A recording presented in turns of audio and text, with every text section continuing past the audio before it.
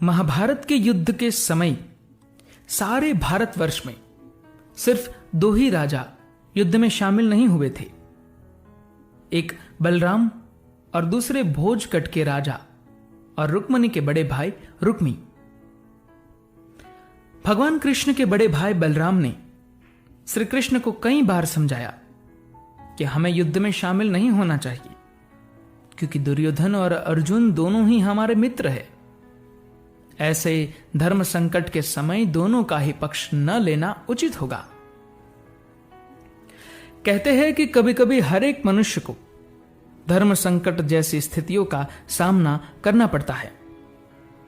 ऐसे अवसर पर लोग दुविधा में फंस जाते हैं, लेकिन कृष्ण को किसी भी प्रकार की कोई दुविधा नहीं थी। उन्होंने इस समस्या का भी हल निकाल लिया था। उन्होंने दुर्योधन से ही कह दिया था कि तुम मुझे और मेरी सेना दोनों में से किसी एक का चयन कर लो।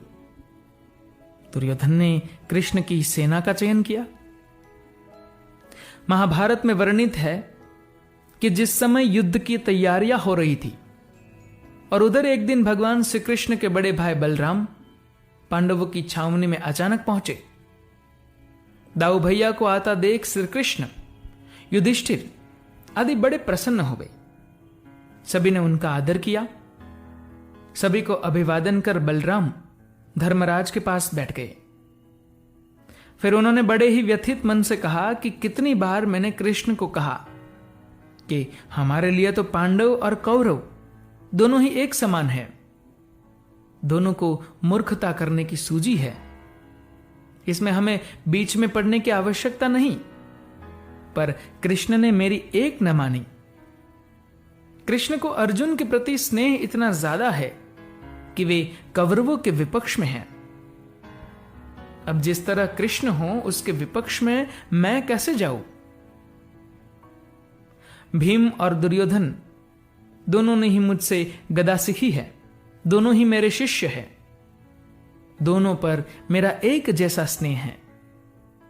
इन दोनों कुरुवंशियों को आपस में लड़ते देखकर मुझे अच्छा नहीं लगता। अतः मैं तीर्थ यात्रा पर जा रहा हूं। और इसीलिए बलराम ने महाभारत के युद्ध में भाग नहीं लिया। धन्यवाद।